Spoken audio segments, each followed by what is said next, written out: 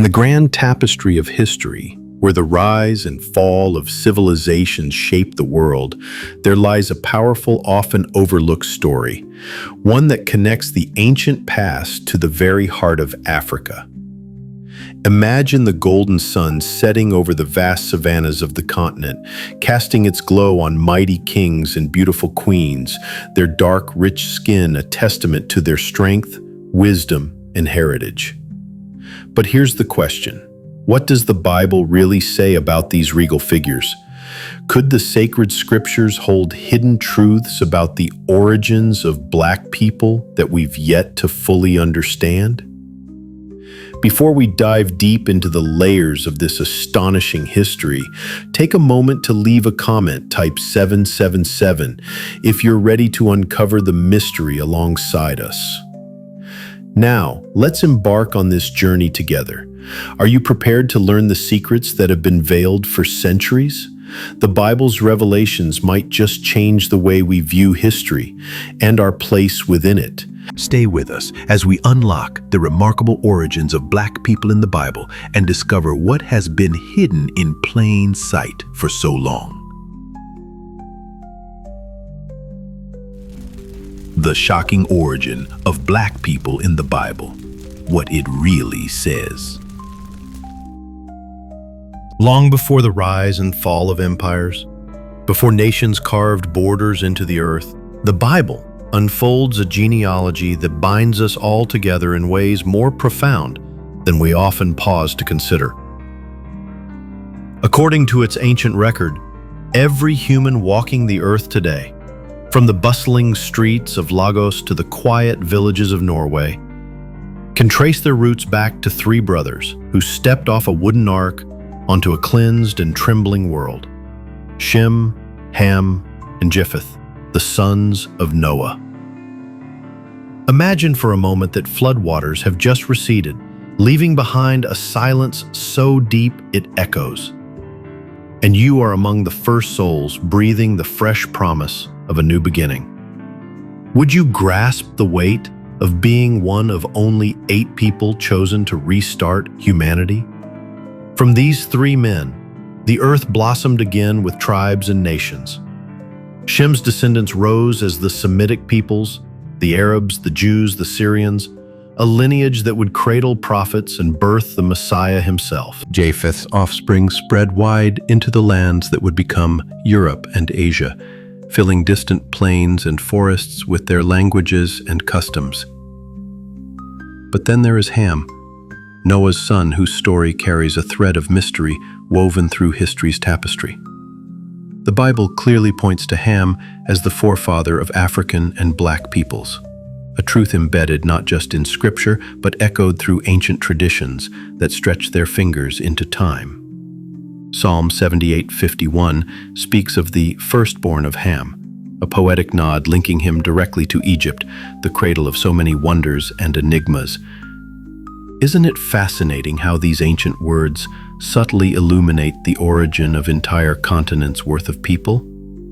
Jewish historians and age-old writings from various cultures consistently tie Ham to Africa's heartlands, painting his legacy across deserts and jungles, from the banks of the Nile to the vast gold-laden coasts of West Africa.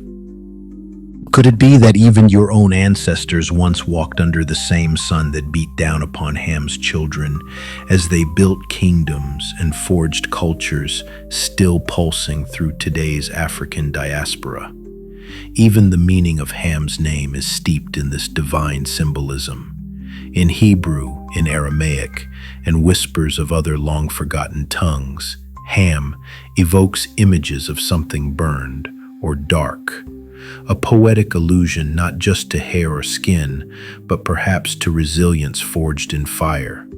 It's almost as if God himself inscribed this clue into language, a gentle reminder of the beauty woven into diversity. Have you ever stopped to wonder how these linguistic footprints, scattered across holy texts and dusty scrolls, might be calling you to see beyond surface divisions, to recognize the profound unity of humanity's shared origin?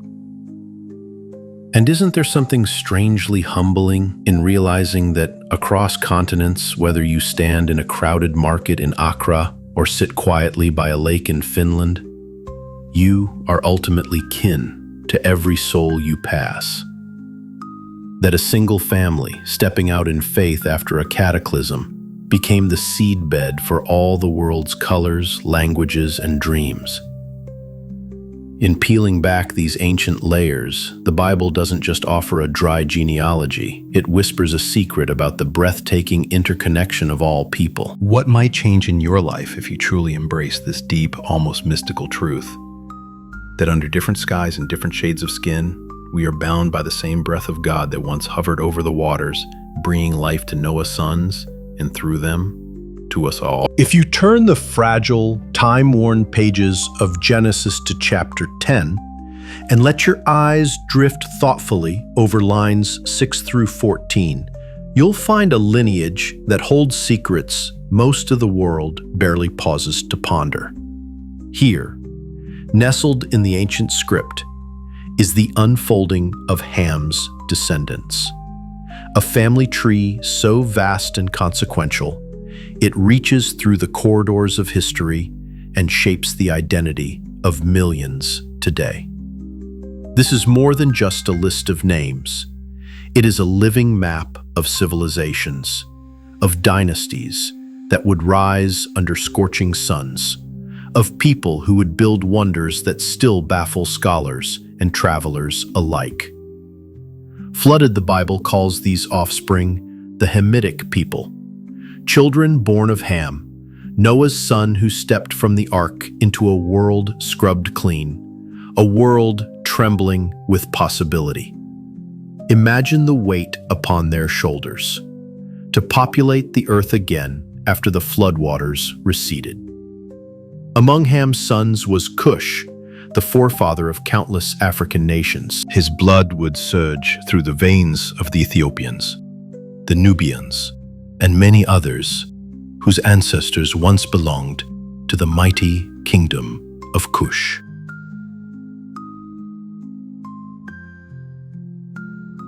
Have you ever pictured yourself standing along the banks of the ancient Blue Nile, realizing that your very heartbeat might echo the same rhythms that once coursed through Cush's line? Then there was Misrem, whose name would become immortalized in the sands of Egypt. It's astonishing how even today, Arabs, Jews, and Syrians continue to refer to Egypt as Misrem, a tribute to this founding son of Ham, who laid the roots of a land destined to cradle pyramids, pharaohs, and mysteries that still stir the imagination. Could it be that when you marvel at stories of hieroglyphs and towering stone gods, you are tracing your wonder back to the footsteps of Misrem himself? Ham's lineage didn't end there. Put, sometimes rendered Put, emerges quietly in the text, yet his descendants would fill lands whose stories have often been lost to the shadows of history. And then there was Canaan, a name that holds a dual weight. Canaan points both to a land and to a people, later intertwined with profound biblical drama. Can you feel the shiver of standing on soil that once bore the Canaanites, knowing that here giants roamed, kings schemed, and prophets wept? Scriplius whispers even deeper connections.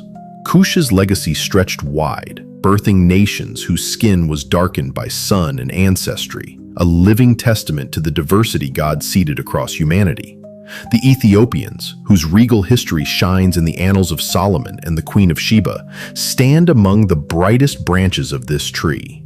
It's remarkable to think that long before maps were drawn and borders etched in blood, these people shared a common patriarch, Cush, whose name still dances on the winds of East Africa. That might your own story, your very presence on this earth, be tied to decisions made by these ancient sons.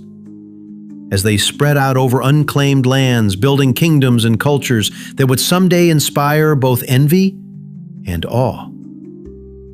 When Genesis records these lines, it does more than preserve a genealogy.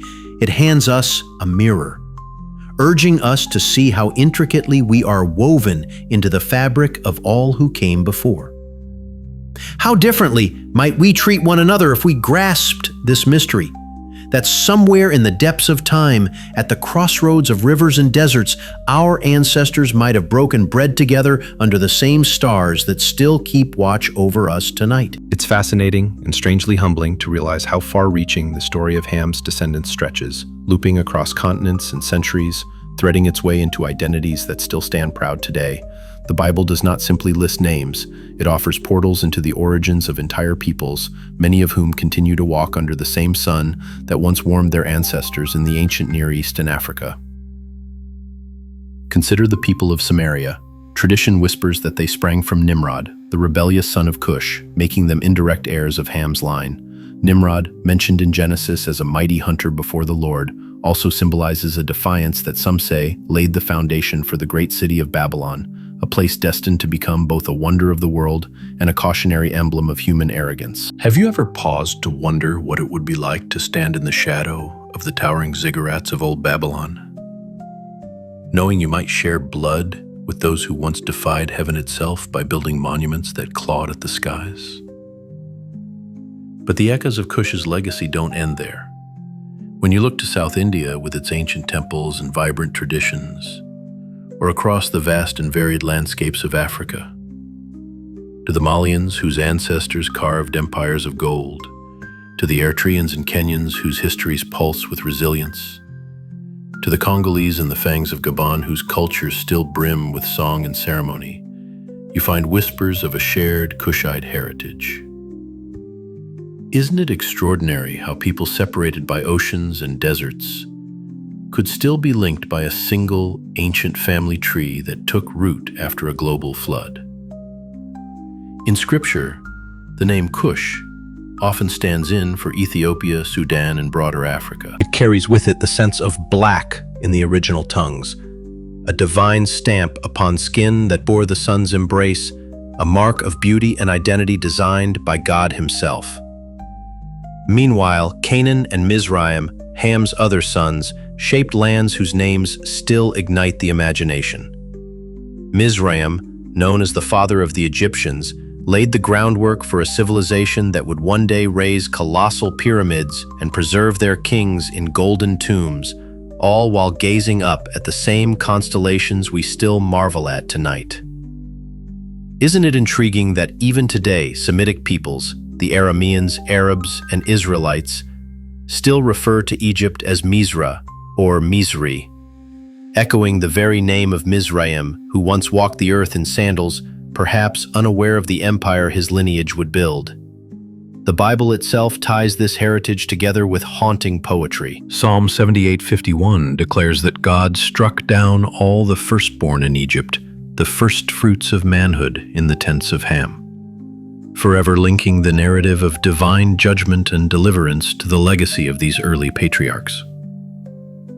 And then there is Put, or Phut, another son of Ham born after Mizraim. His name springs from a root meaning landmark, which fittingly aligns with how his descendants spread across Africa as wandering clan hunters, staking out territories and building communities that would stand the test of time. Put is widely regarded as the forefather of the Black Libyans and countless other groups woven into the vast fabric of Africa. Can you imagine standing on the sun-baked soil of Libya, breathing in the same dry winds that once filled the lungs of Put's children as they traced new paths across the continent? Perhaps what makes all this even more profound is how it shines a light on our modern notions of race and heritage. In an age when division so often spring from the color of skin or the place of birth, the Bible tells a quieter, older story, one of interconnectedness, of families branching out into nations, of God's fingerprints visible in the varied hues of humanity. What might shift in our hearts if we grasped that beneath the surface differences, we are all descendants of the same flood-surviving family, pied by bloodlines that stretch through Ham, Shem, and Japheth into every tribe and tongue? Is it possible that the names in Genesis are not just relics of an ancient past, but keys meant to unlock compassion and awe for the incredible diversity God authored at the dawn of a renewed world? Among the countless verses that ripple through the pages of Genesis, few stories have been as tangled, debated, and tragically misused as the account of what many have called the curse of Ham, though more precisely it is the curse of Canaan. Tucked within chapter 9, this narrative unveils a moment of startling vulnerability for Noah, the man who had once stood blameless before God while the rest of the world drowned beneath the flood. Imagine surviving such global devastation, only to find yourself later overwhelmed by something as simple as the fruit of your own vineyard. For Noah, the act was almost innocent. Having discovered how to craft wine from grapes, a marvel entirely new to post-flood humanity, he drank, perhaps with curiosity, perhaps with a simple heart. Unaware of its potency, he slipped into intoxication. Here, Scripture whispers a critical clue. God did not punish Noah. Text suggests that this was no deliberate rebellion, but rather the painful stumble of someone charting new ground in a reborn world. Could you envision being in Noah's sandals, tasting wine for the first time, not knowing it would steal your strength and leave you exposed?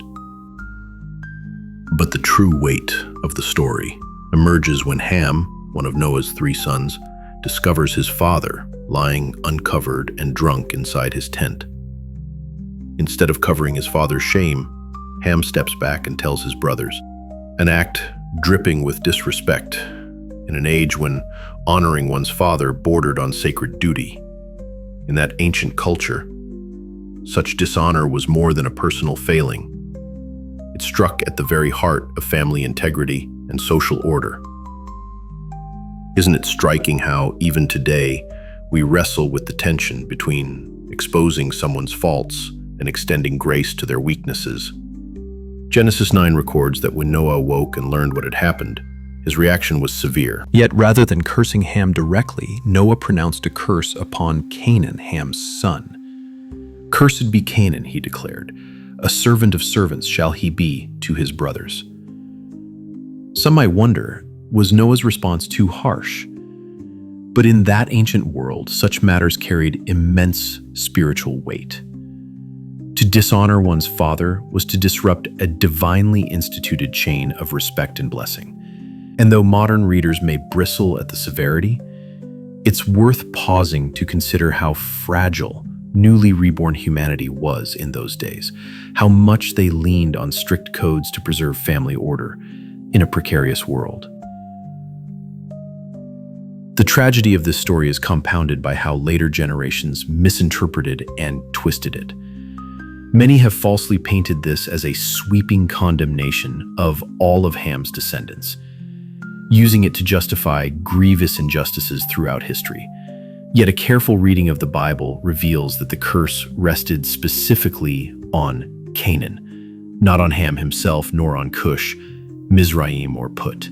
In fact, these 3 sons would go on to become the patriarchs of many African and Black nations, from the mighty Egyptians whose monuments still defy time, to the Ethiopians and countless other peoples who carry the echoes of Ham's line in their very blood.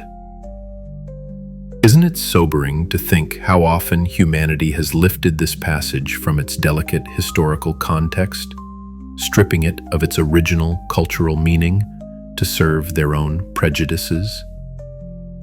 The Bible's genealogies serve as ancient signposts, linking nations like Egypt, Ethiopia, and many regions across Africa back to these sons of Ham. Yet, they were never intended as a manifesto for division or supremacy.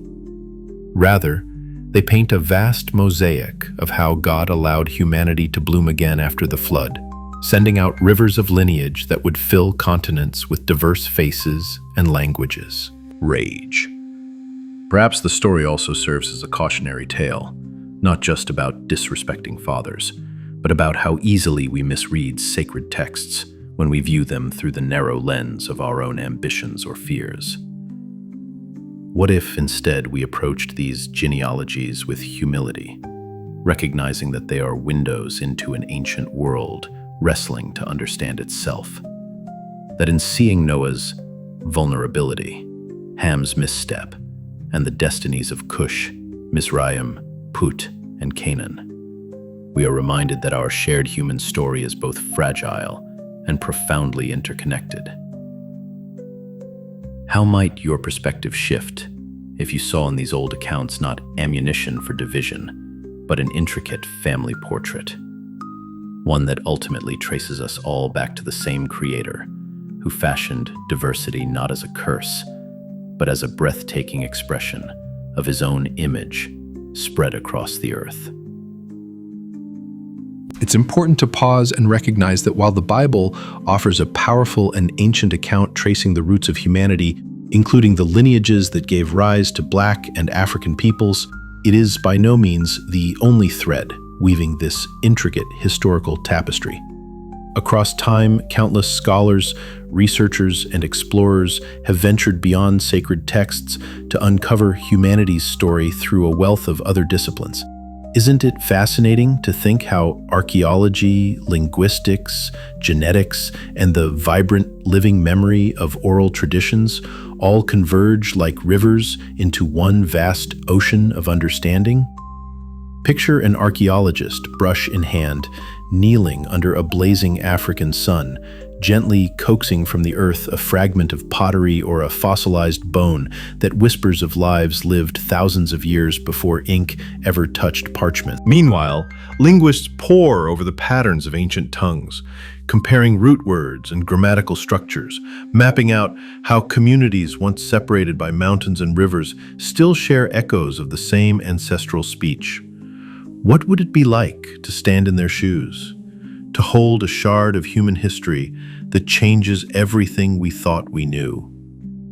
Geneticists too joined this grand investigation, unlocking secrets hidden deep within strands of DNA. Their discoveries often confirm what oral histories have long proclaimed, that migration, intermingling, and the dynamic rise and fall of cultures have always been part of the human experience.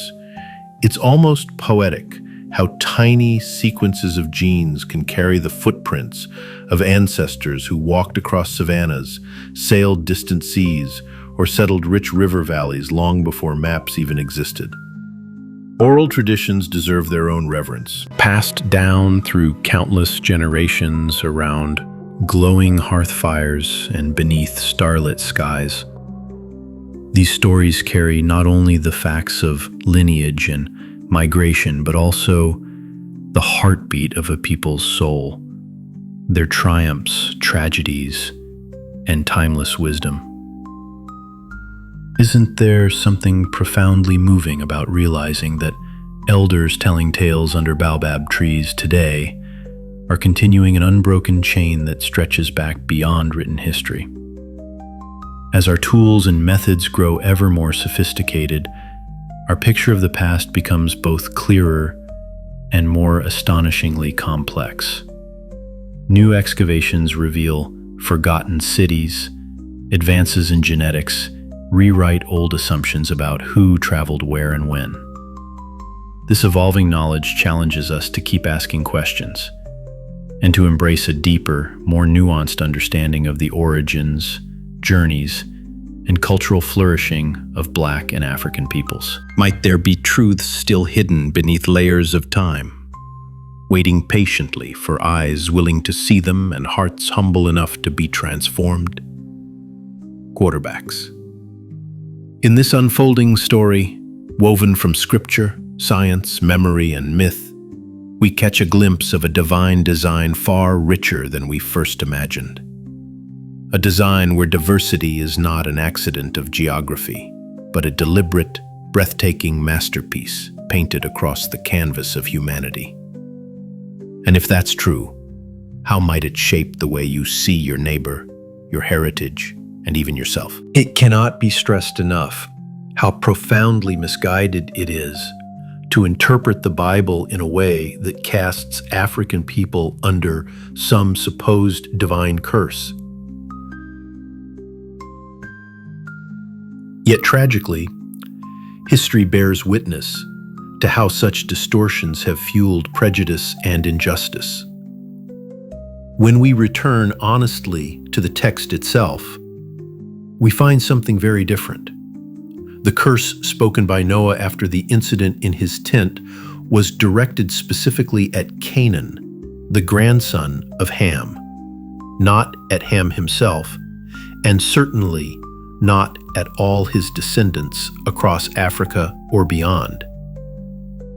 How different might history have looked if more people had simply paused to read these lines with care, allowing the truth to stand unworked by human bias. Ham, whose name so often surfaces in discussions of African ancestry, was born before the mighty flood swept across the earth. Can you imagine being part of that small circle who survived when the world was washed clean, stepping onto damp soil under a sky newly washed of every impurity? Ham witnessed the rebirth of the world firsthand. Unlike countless generations who would follow, he lived long enough to see not just his children, but his great-great-grandchildren grow, tracing the delicate lines of his own features in their faces. Remarkably, Ham lived a life that stretched on for centuries.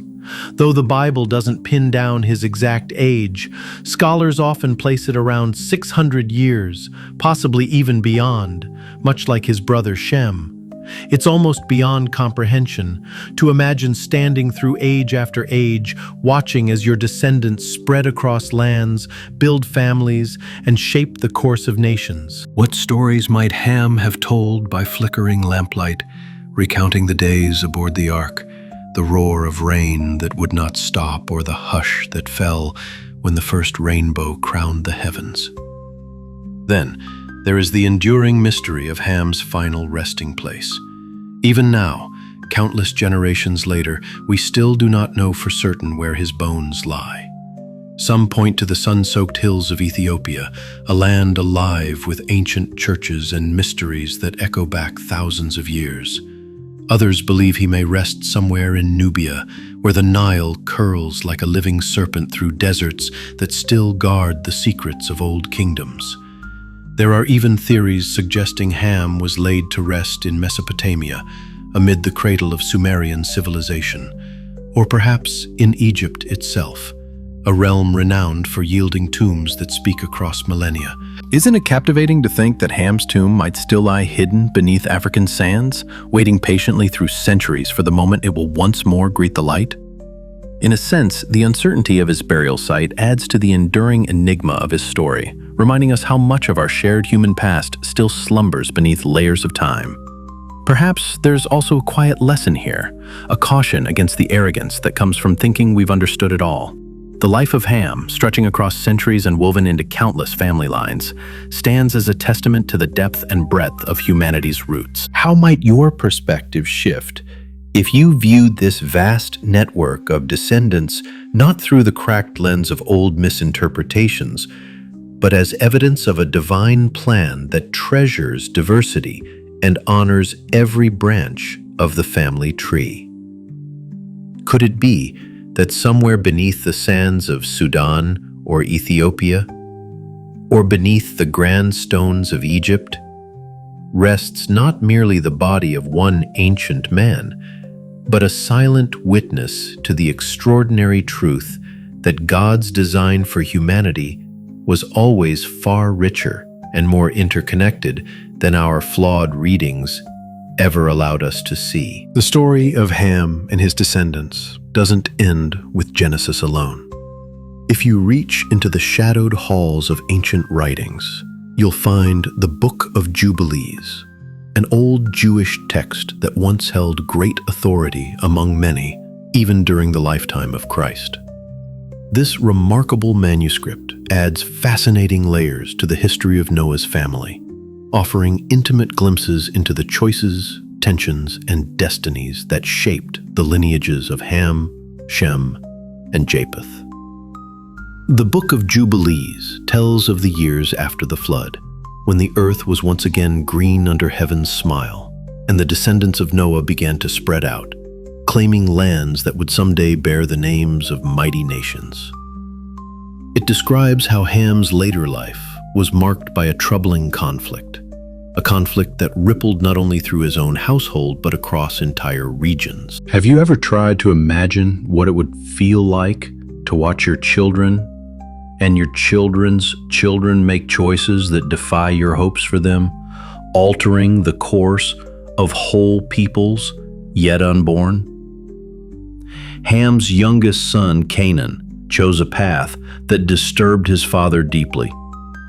Against the understanding set among Noah's family, Canaan set his eyes on lands that were destined for Shem's line, territories that today we recognize as Israel and its surrounding regions. This decision sparked a profound rift. Even Ham's other son, Kin, opposed Canaan's ambitions, disagreeing sharply with the idea of claiming a land that by sacred agreement belonged to his uncle Shem's descendants.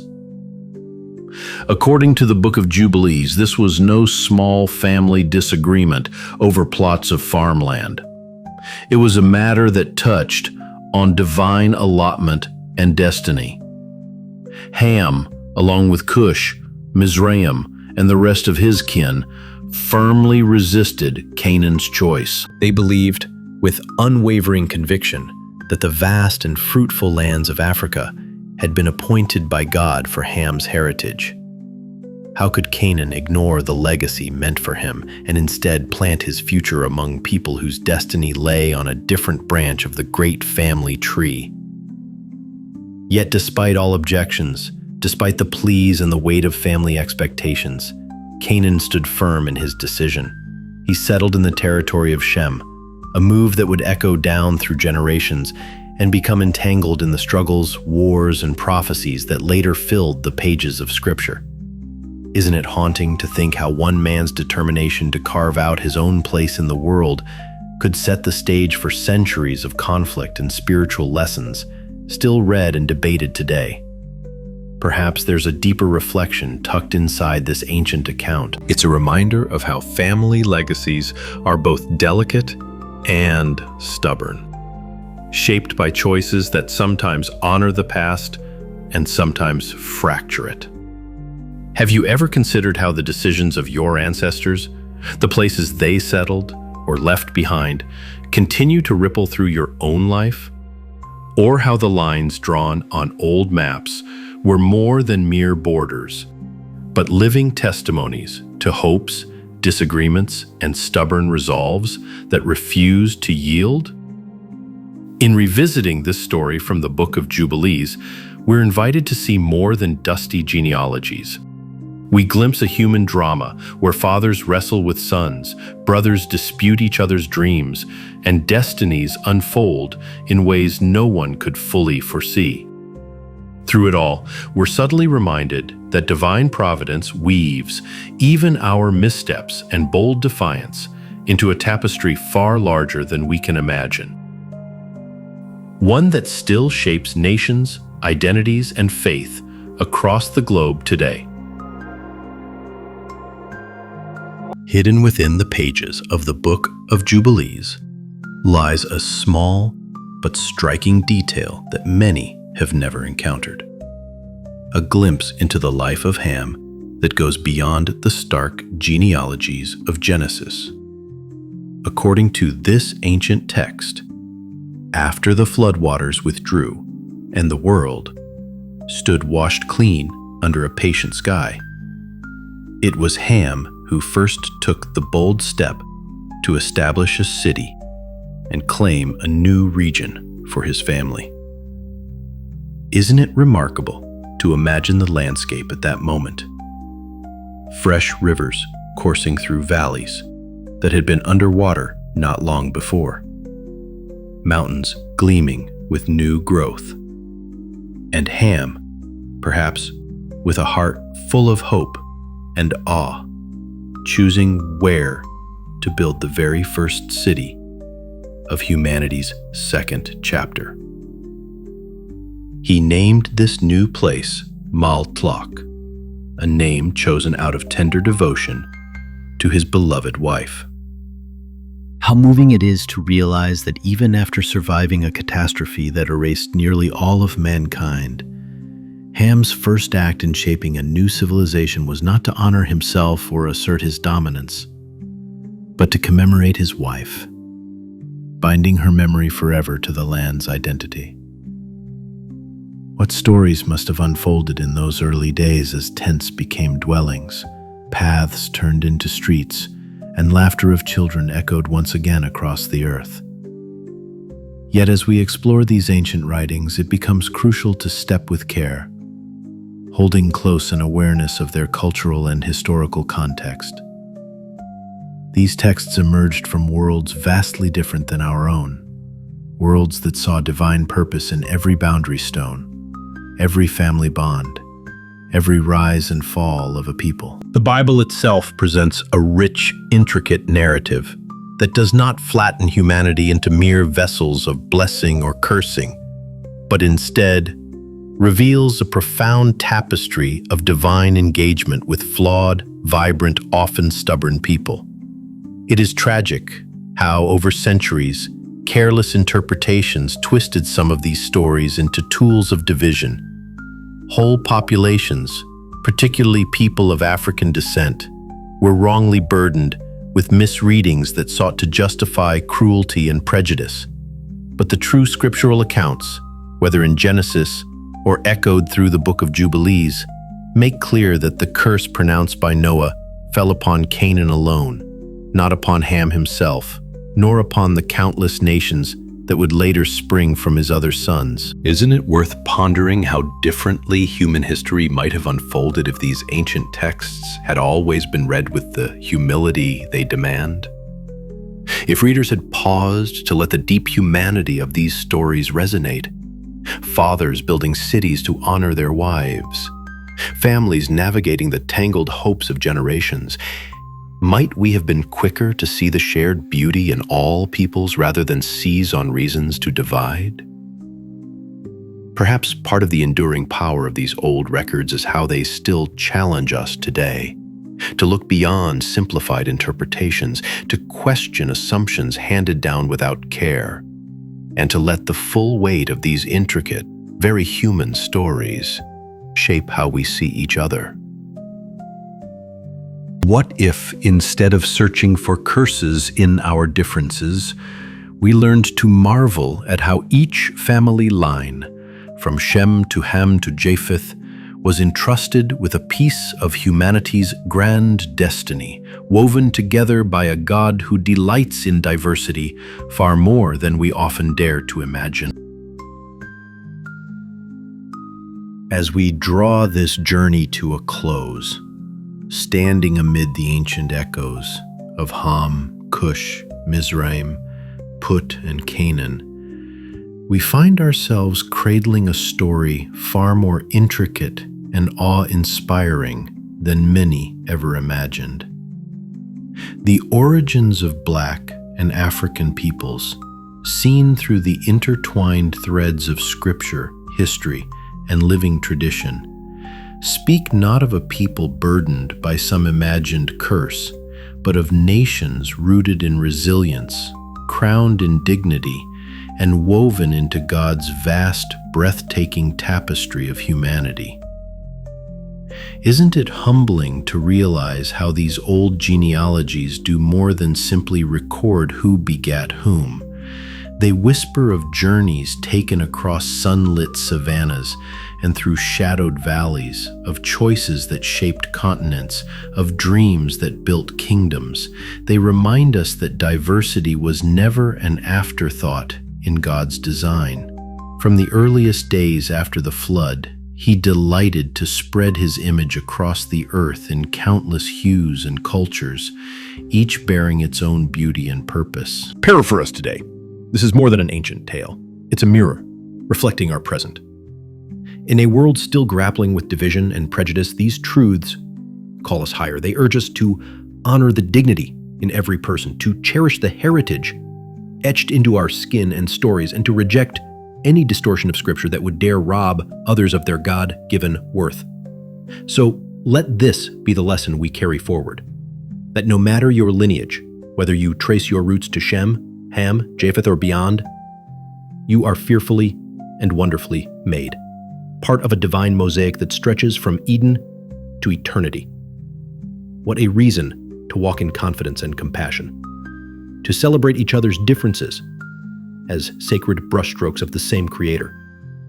If this journey stirred something in you, I invite you to share your thoughts in the comments. Was there a moment that made you see these stories differently, or perhaps a truth that touched your own sense of identity? Let me know. I read every single message. And if this exploration blessed you, don't forget to like this video, subscribe to the channel, and share it with someone who needs to hear this. Thank you for spending these precious moments with me, diving deep into the mystery and majesty of our shared human story.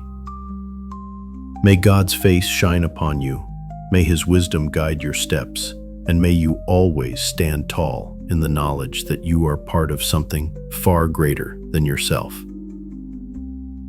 Be blessed, and I'll see you in the next story.